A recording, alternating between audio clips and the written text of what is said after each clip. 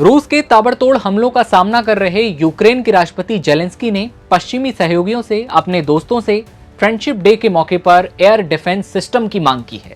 दोस्ती के वादे, कस्में, किस्से आपने कई सारे सुने होंगे, लेकिन जेलेंस्की ने अपने मित्र देशों की परीक्षा लेने की ठान ली है।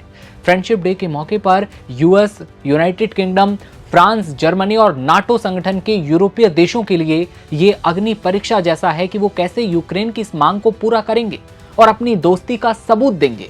जेलेंस्की ने अपने मित्र देशों पर गुस्सा निकालते हुए कहा कि यूक्रेन को पैट्रियट एयर डिफेंस इंटरसेप्टर तत्काल दिए जाने चाहिए।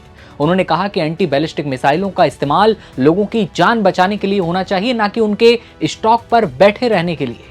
ध्यान देने वाली बात यह है कि जेलेंस्की का बयान रूस के यूक्रेन पर 35 बैलिस्टिक मिसाइलों और 190 ड्रोन हमलों के बाद आया है। यूक्रेन में भयंकर तबाही मची है। वॉशिंगटन और यूरोपीय देशों की राजधानियों से जरूरी राजनीतिक फैसले लेने की सीधी अपील करते हुए जेलेंस्की ने चेतावनी दी कि देरी से मॉस्को को यूक्रेनी नागरिकों को निशाना बनाने के और मौके मिलते हैं, क्योंकि रूस अपनी तेज गति वाली हमलों की जो रणनीति है उसे और बेहतर बना रहा है। ऐसे में तुरंत इन देशों को फैसला लेना चाहिए, अपनी दोस्ती के सबूत देने चाहिए। जेलेंस्की ने एक्स पर अपने बयान में कहा, हम हर उस नेता और देश को देखते हैं जो प्रतिक्रिया देता है, लेकिन एकमात्र मजबूत और सही प्रतिक्रिया जो वास्तव में अपना मकसद पूरा करती है और लोगों की मदद करती है। ये यूक्रेन में हमारे लोगों और मजबूत हमारे देश के लिए अतिरिक्त मदद होगी। दुनिया के पास पैट्रियट मिसाइलें हैं और जरूरी यह है कि हमारे सहयोगी राजनीतिक फैसला लें, यानी जरूरी पैकेज देने का फैसला लें। जेलेंस्की ने बताया कि मॉस्को तेजी से जेट पावर्ड शहीद ड्रोन का इस्तेमाल कर रहा है।